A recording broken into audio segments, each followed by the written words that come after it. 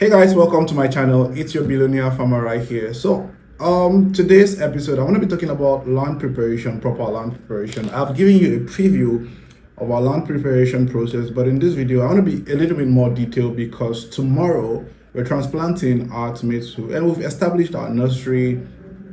We've done a good job with the nursery successfully. Started our nursery from inception up until now.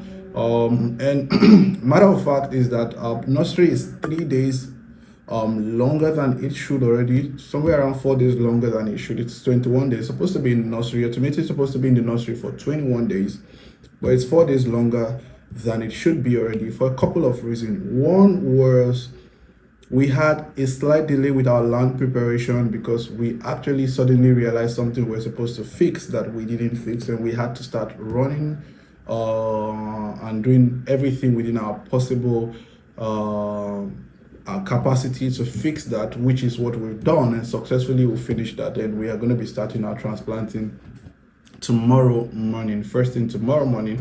That's what we're going to be doing. So yeah, what have we done with our land preparation? A couple of things we've done in order to boost our yield, to make sure that we have maximum yield. Because like one of the things I always tell every farmer that I get the opportunity to discuss with is farming is like life. Everybody has 24 hours. It is what you do with the 24 hours, right, that determine the productivity of your day and what you make out of your day. It's the same thing with the soil. The soil is maybe not almost the same, but the soil is a soil. The soil is more or less like a container with which you put. The soil is more or less like this container. What you put in it determines what you take. If you decide to put moringa juice in this, that's what you take. If you decide to put zobo here, that's what you get. If you decide to put water, you drink water. It's as simple as that. So the soil is the soil. How you prepare it, what you do to your soil, is what determines the yield of your farm produce, right? So we have our soil. First thing we did with the soil was that we first of all we tilled the soil, right? So we're able to till the soil. The whole reason for tilling the soil was to create a layer of the soil, like to expose a layer of the soil. Because one thing we realized, what a part of the place we're farming on is a portion of the land that has not been cultivated for a very long period of time, and what has been predominant in that place are weed, some foreign trees and all that we had to cut down and all of that stuff. So we understood very well that the upper surface of the soil have been covered with a lot of organic matter, leaves and all that stuff, and there's organic deposit on the soil. So we needed to till the ground such that we will be able to kind of form have a homogeneous soil where the organic mixture is properly mixed with the soil and all that stuff. Let me break that down in layman terms. These leaves and all of that stuff from trees and grasses, these grasses grow every year, then they die, then they regrow every year because they've not been cultivated in the place. And if it's even a place you've cultivated before, it's also important. It's also nice that you till your soil. You kind of expose different layers of the soil, right? Then we went on to do our ridges. Now, first of all, before doing our ridges, a portion of the soil, we first of all applied our lime. Liming is a process. We applied the lime on the general surface of the soil before actually doing the ridges. And in some portion of the soil, you would realize that we did the ridges before liming the soil, right? There are different reasons. This portion of the soil where we're doing our liming before we do our ridges, it's a virgin soil. I'd like to call it a virgin soil because nothing has been done in that part of the soil for a while. So it's not necessary that you lime your soil, especially if it's not been cultivated in a while. It's not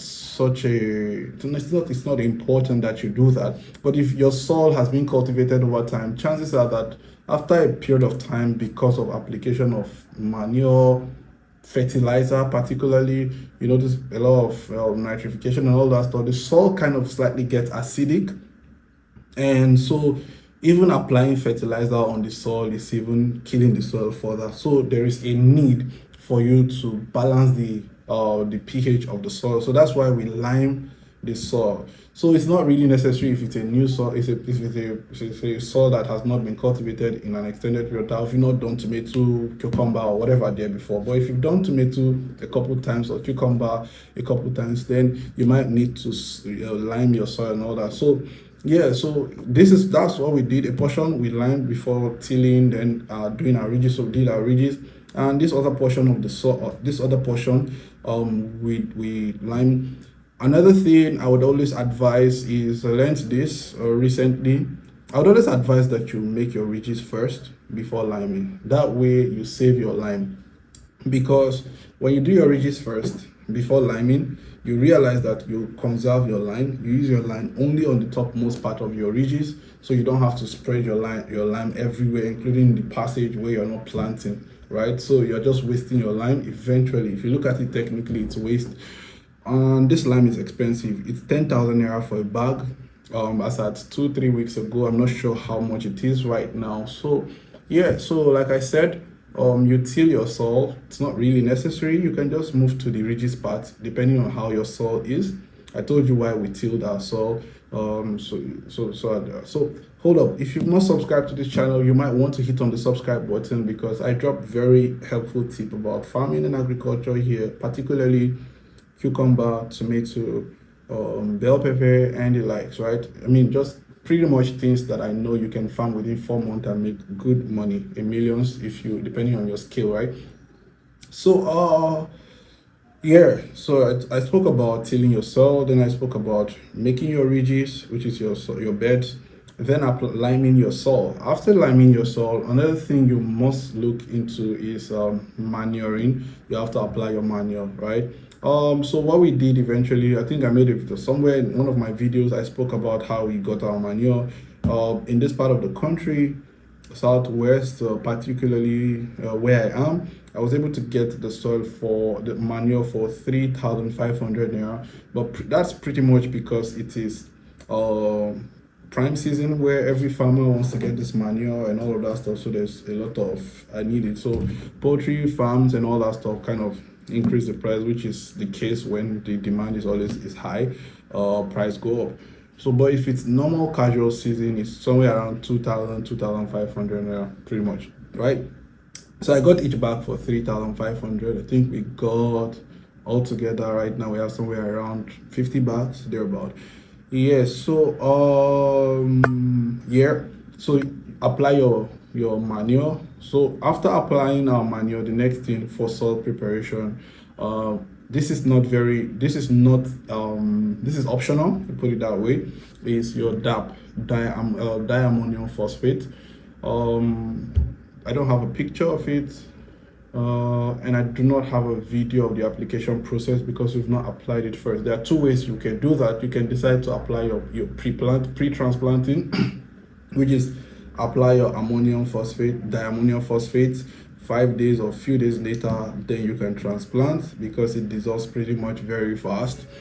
Or you can transplant. In our case, we're transplanting first, then a couple days later, about 4-7, I'm looking more into 4 days or 5 days or 7 days. 7 days particularly, we will now apply our diammonium phosphate. It just helps with the vegetative state. Pretty much very good for your vegetative state. Again, if you've applied your manure, you might not need to apply your diammonium phosphate. It's optional, but it's very good for your plant. It helps very much. So tilling, ridging, liming, manuring, applying your manure, then transplanting. These are the process of soil. Yeah, if you're doing irrigation farming, which I would always advise if you're farming in Nigeria, because you cannot really rely on rainfall, then you might want to do your drip irrigation setting, which is what we're doing. I think a video of that is showing across the screen. So which is applying your irrigation system. This part very expensive and very, very challenging and very, very difficult. So if you don't know how to do it, you might just watch a few videos on YouTube that would pretty much show you how to do it. But I might just make a video. I think I would make a clear video on step by step how to go about your drip irrigation application and all that stuff, how to do it. So you can do it yourself, right? So you don't have to call any plumber to do it for you. You can do it, pretty much do it yourself.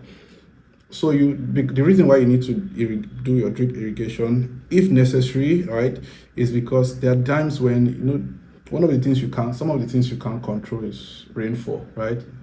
So there are going to be times when there's drought, probably go without rain for 3, 4, 5 days, and that's very detrimental to tomato because water is like more or less the lifeline of farming vegetable perishable. It's tomato, it's not cassava, it's tomato for a reason, right? So you need water for optimum yield. So this gap that you have where there's no rainfall, then you get to, if you're using generator or whatever, you get to turn on your generator, use your well or your borehole to, or whatever water source you have a stream to apply your water manually to your farm.